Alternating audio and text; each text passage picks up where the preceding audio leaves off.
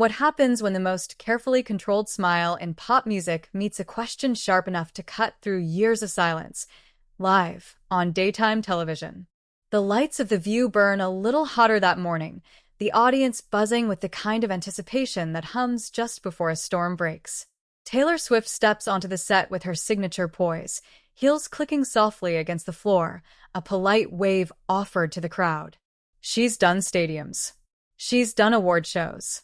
But there's something different about this room. The air feels tight, expectant, and when she sits, crossing her legs, folding her hands neatly in her lap, you can almost hear the collective inhale. Before we go any further, if you love being inside moments like this, where silence is louder than shouting, make sure you subscribe to Live Narratives, hit like, and drop a comment right now. Because what you're about to witness is one of those moments people will argue about long after the camera's cut. The host's table gleams under the studio lights. Familiar faces smile, practiced and welcoming. But one gaze is sharper than the rest. Sunny Hostin leans forward slightly, cue cards resting on the desk, eyes locked on Taylor with an intensity that suggests this won't be another soft-focused conversation about tour outfits and chart records. Somewhere off to the side, Whoopi Goldberg watches quietly, chin lifted, sensing the shift before it fully arrives. Taylor answers the opening pleasantries with grace. She laughs in the right places. She thanks the audience. Her voice is calm, melodic even in speech, but there's a subtle stiffness there, like a violin string pulled just a little too tight. Sunny listens, nodding, waiting. The audience senses it too. This is the calm before. Then Sunny speaks again, and the tone changes. "So, Taylor," she says, measured but unmistakably pointed, "you've been praised for using your platform, but you've also been criticized for when you don't. Do you feel a responsibility, especially given your influence, to be more vocal on issues that affect millions of young women?" It lands heavy, not shouted, not aggressive, but precise, surgical. A ripple runs through the audience. A few murmurs. Someone shifts in their seat. The camera cuts to Taylor's face, and for the briefest second, the mask slips. Her smile falters, not enough to be rude, just enough to be human. Her eyes flick down, then back up. In that pause, 1,000 thoughts race behind them. Years of interviews, of headlines, of being told to speak and being told to stay quiet, of every word dissected, every silence condemned. She inhales slowly. "I think," Taylor begins, voice soft, "that responsibility looks different to different people." Sunny doesn't interrupt. She waits. The silence stretches. It's uncomfortable now. Deliciously so for daytime TV. Taylor continues, choosing each word as if it might explode if handled carelessly. "I've learned that sometimes speaking isn't just about volume. It's about intention." And sometimes she stops. The audience leans forward. Sometimes it's about knowing when your voice helps and when it distracts. The reaction is instant. A few claps. A few uneasy chuckles. Sunny tilts her head, unconvinced. "But don't you think," Sunny presses, "that silence can also be a statement?" There it is. The blade twists. Taylor's posture changes. She sits a little straighter. The polite interview smile disappears completely now, replaced by something colder, more controlled. Her tone shifts, not louder, not sharper, just firmer. "I think," she says, eyes steady on Sunny, "that assuming someone's silence means indifference is dangerous." The audience gasps. Someone actually lets out a quiet "ew." Whoopi raises her eyebrows slightly, sensing the escalation. The producers off-camera glance at one another. Sunny doesn't back down. Dangerous to who? And that's when Taylor pauses again, but this time, it's different. This pause isn't hesitation. It's restraint. "Dangerous to the idea," Taylor replies, "that people are more than the headlines written about them." Cold. Calm. Final. The room feels like it's holding its breath. Taylor's gaze doesn't waver. She doesn't fidget. She doesn't smile. It's not anger on her face, it's resolve. The kind that comes from being misunderstood one too many times. The audience reacts in waves. Applause breaks out, scattered but growing. A few boos mingle in. The tension is electric, crackling through the studio. Sunny blinks, clearly surprised by the firmness of the response. This wasn't the answer she expected. This wasn't deflection. It was a line in the sand.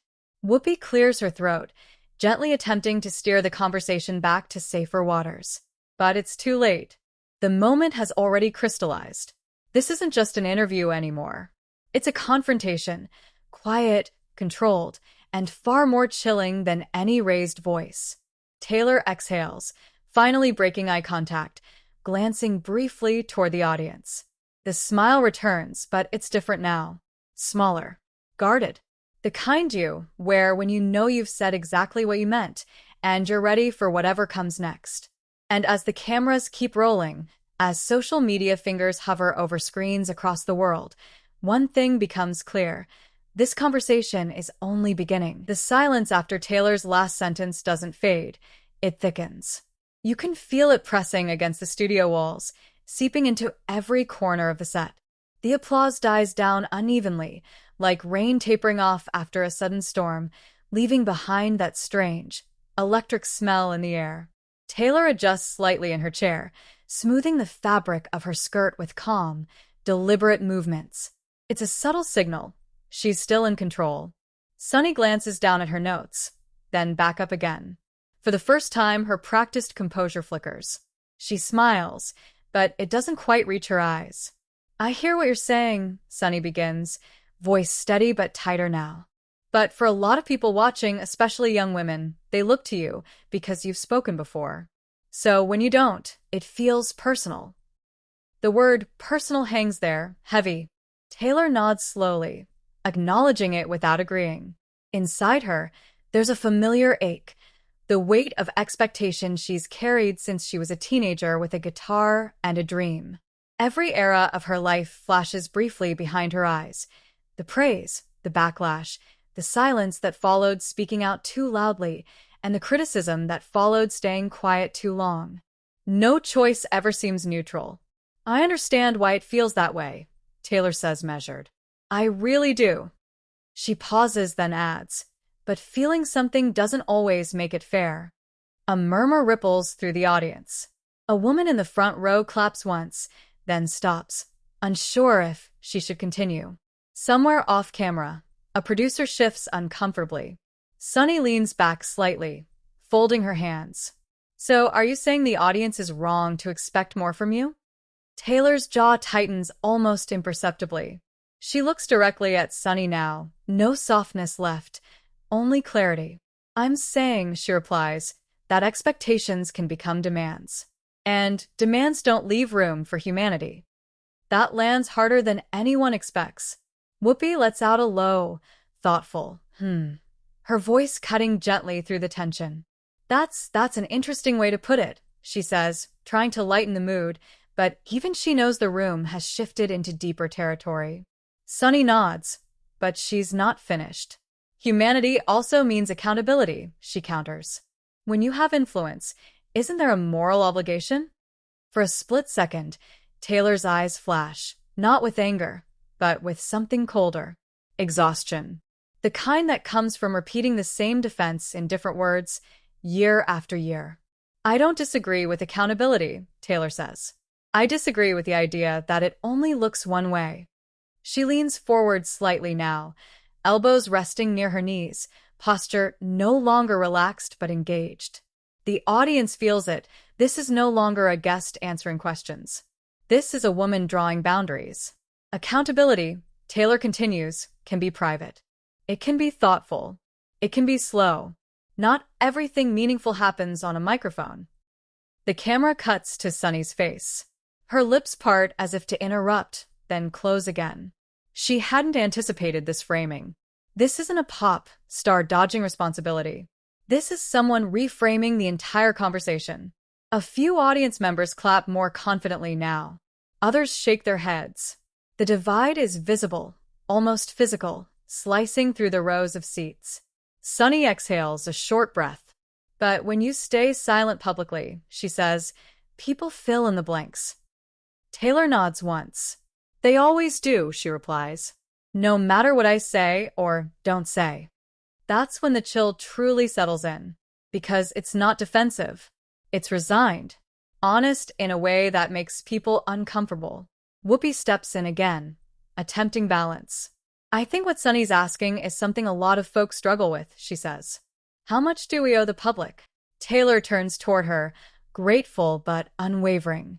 I think we owe them honesty, she says. Not performance. That word, performance, echoes. The audience reacts audibly this time. Gasps. Applause. A few sharp inhales. The studio feels split between admiration and unease. Sunny's eyebrows lift slightly, as if she's been challenged on a deeper level than she expected. So, you think people want a performance? Sunny asks. I think sometimes, Taylor replies, they want reassurance. And sometimes reassurance looks like outrage, or declarations, or sound bites. She pauses. But I'm not interested in pretending my life fits neatly into those moments. Another silence. This one heavier than before. The director lets it breathe. No cutaway. No commercial break yet. This is the kind of tension daytime television rarely allows, but can't look away from when it happens. Sunny straightens, her voice cooler now. Some would say that sounds like privilege. There it is. The sharpest edge yet. The audience collectively stiffens. Taylor doesn't respond immediately. She leans back, fingers interlaced, eyes briefly drifting upward as if steadying herself. When she looks back at Sunny, her expression is calm, but distant. Privilege is real, she says quietly, and it's something I'm aware of every day. She pauses, but assuming awareness equals obligation, to speak on demand, that's where I draw the line. A stunned hush falls over the room. No one claps this time. No one boos. They're listening too closely. Taylor's voice doesn't waver as she finishes, because once speech becomes mandatory, it stops being meaningful. The words settle like dust after a collapse. Sunny blinks, taken aback. She opens her mouth, then closes it again. For the first time since the segment began, she has no immediate follow-up. The balance of power has shifted, not loudly, not dramatically, but unmistakably. And as the camera slowly pulls back, capturing the entire table, the audience senses what's coming next. This conversation isn't cooling down. It's about to ignite. The pause stretches long enough that you can hear the faint hum of the studio lights. Somewhere in the audience, someone clears their throat, the sound far too loud in the stillness. This isn't the kind of quiet that feels peaceful. It's the kind that signals something fragile has just cracked. Sunny shifts in her seat, shoulders squaring.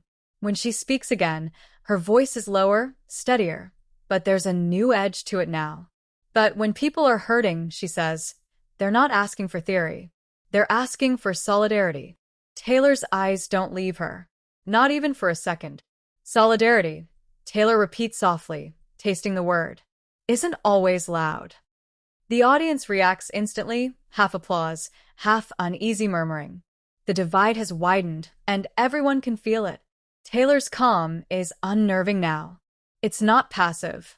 It's deliberate, controlled, like someone who has decided she will not be pulled into shouting just because shouting is expected. Sunny leans forward again. But silence from someone like you, she insists, can feel like abandonment. That word hits harder than the rest. Taylor exhales through her nose, slow and measured. For the first time, a flicker of something raw crosses her face. Not anger, hurt. I've been abandoned before, she says quietly. By systems. By people. By narratives that decided who I was without asking me. The audience gasps. A woman in the second row puts a hand to her mouth. This is no longer abstract. This is personal. And what I learned, Taylor continues, voice steady but thick with emotion she refuses to let spill, is that you can shout your truth and still be unheard. Or you can whisper it and be told you didn't say enough. Sunny's lips part, but Taylor keeps going, the momentum carrying her forward now. So forgive me, she says, tone cool again, if I don't accept the idea that my worth, or my care, is measured by how often I speak on cue. A sharp intake of breath sweeps the audience. This isn't defiance. It's boundary setting, live on air. Whoopi finally interjects more firmly, palms lifted slightly. All right, she says, trying to slow the escalation. I think we're getting into some deep water here. Taylor turns toward her, nodding respectfully. I know, she says, and I'm okay being here. That lands heavy, because it means she's not backing down. Sunny studies her now, no longer just as a guest, but as an equal across the table. Do you think, she asks carefully, that fans project too much onto you? Taylor considers this. The cameras zoom in, capturing every micro-expression. I think people project onto art, she replies. And I'm grateful for that. But I'm not the solution to anyone's pain. A ripple of applause breaks out, stronger this time. Confident. Sunny nods slowly. But you benefit from that projection. Yes, Taylor agrees immediately. I do. She doesn't flinch. And that's why I try to act thoughtfully, not performatively. That word again. Performatively. The tension sharpens. Sunny's tone cools. Some would say that sounds like distancing.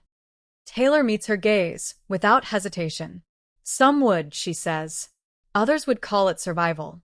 The audience erupts, this time louder, more divided than ever. Applause clashes with scattered boos. The sound crashes against the walls of the studio, raw and unfiltered. The director hesitates, then lets it run. This is real. Too real to cut away from. Sunny waits for the noise to die down. When it does, she speaks with a tight smile. You're very careful with your words. Taylor's smile appears, but it's faint knowing. I've had to be. The implication hangs there, unspoken but clear. Whoopi leans back, shaking her head slightly. You know, she says, half to the audience, half to the table, this is why these conversations are hard. Taylor nods. And necessary, she adds. Sunny glances at the clock briefly, then back at Taylor. One last thing, she says. Do you worry that moments like this make people see you as detached? For the first time since the segment began, Taylor looks away, not down, but out toward the audience.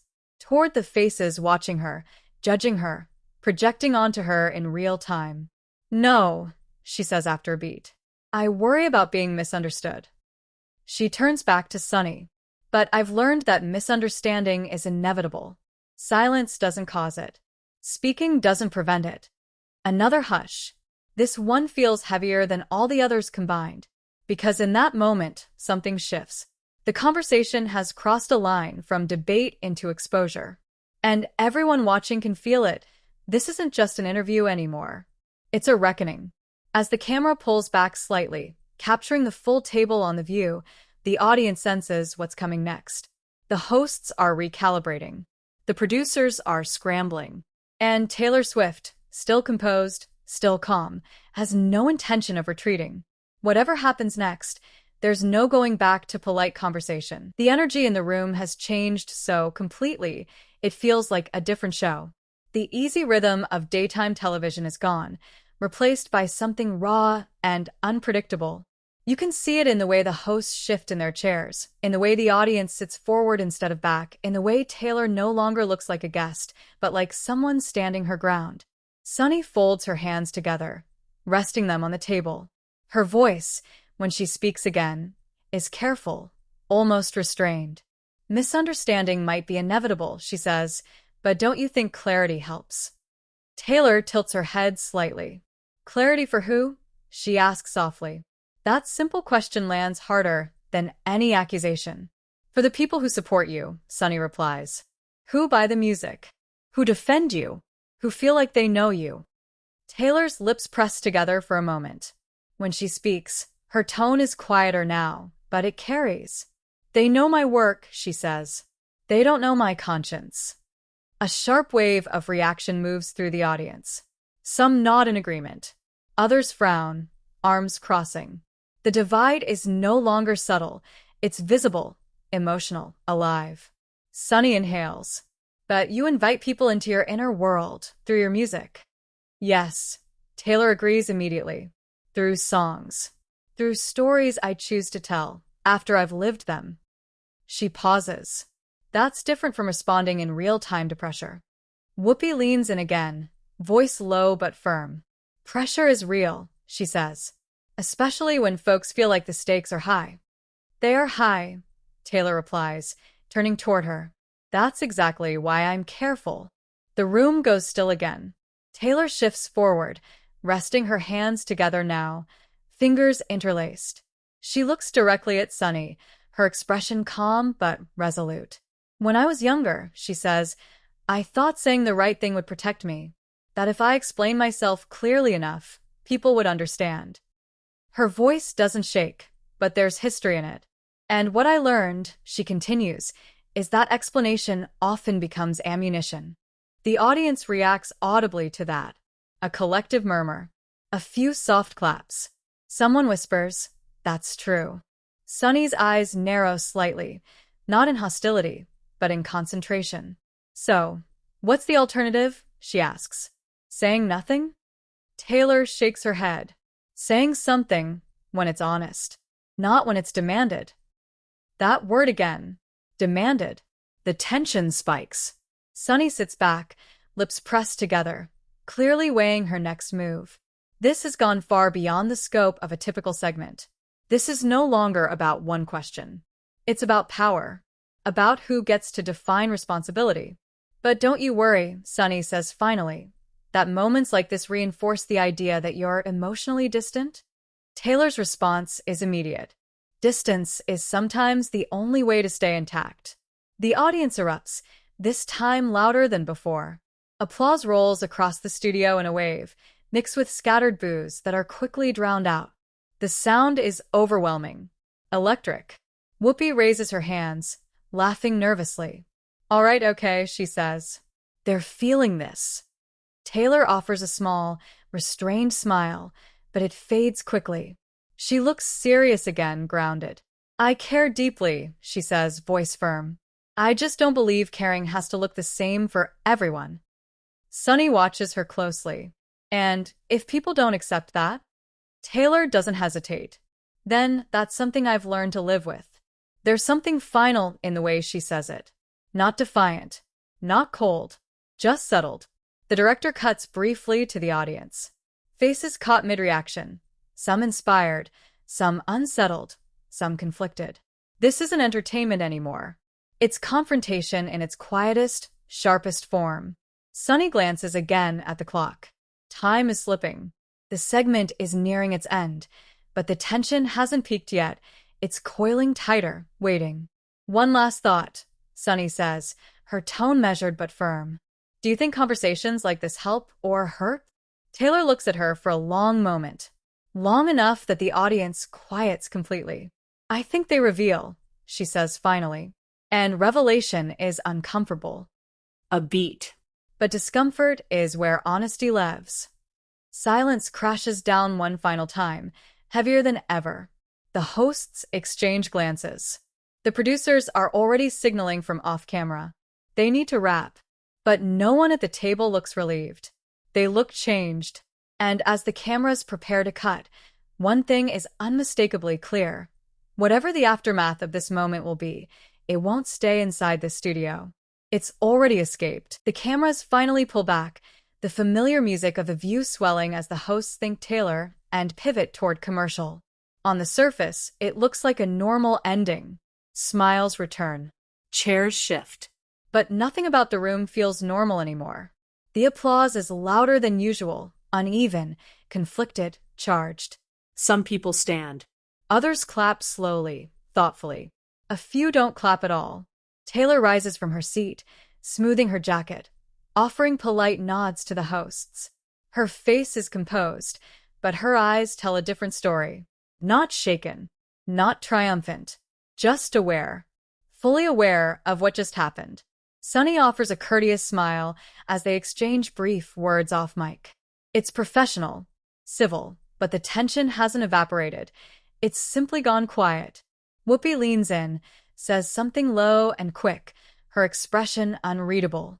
Taylor nods once, appreciative, then turns to wave at the audience. As she walks off the set, the energy lingers like static. Crew members exchange looks. A producer exhales, rubbing their temples. Everyone knows they've just witnessed something that won't stay confined to a studio. And they're right. Within minutes, clips explode across social media. Short, sharp edits, Taylor's calm stare, her line about silence, her refusal to perform. Comment sections ignite. Hashtags trend. Think pieces start drafting themselves in real time. Some praise her restraint, calling it powerful, overdue, human. Others accuse her of being detached, evasive, too polished. Fans dissect every pause, every breath. Critics argue over tone instead of substance. Supporters quote her words like armor. Detractors twist them into proof. And at the center of it all is Taylor Swift, once again proving that she doesn't need to raise her voice to dominate a conversation. The next morning, headlines clash like dueling narratives. Taylor Swift shuts down host. A cold response or a calm boundary? Morning shows replay the clip. Podcasts argue about intent. Commentators debate responsibility, privilege, silence, speech, everything except the woman herself. But fans notice something else. They notice that Taylor never attacked, never mocked, never shouted. She didn't storm off. She didn't apologize either. She stood still. She drew a line. And she held it. In a culture addicted to outrage, her calm feels radical. Audience members who were there describe it differently. They talk about the silence, about how heavy it felt, about the moment when the room realized this wasn't about winning an argument, it was about refusing to play a role that no longer fit. By nightfall, the clip has millions of views. The debate shows no sign of slowing. And somewhere, people who watched live replay that moment in their heads. The pause before she spoke, the steadiness in her voice, the way the room leaned in without realizing it. Because moments like this don't end when the cameras cut. They ripple. Now it's your turn. Was Taylor setting a necessary boundary, or dodging a responsibility that comes with influence? Did her silence speak louder than words ever could? Or did it leave too much unsaid? Drop your thoughts in the comments. I want to hear where you stand. And if you want more explosive, cinematic breakdowns of moments that shake pop culture to its core, make sure you subscribe to Live Narratives, like this video, and share it with someone who loves real, unfiltered tension. Because the quietest confrontations often leave the loudest echoes.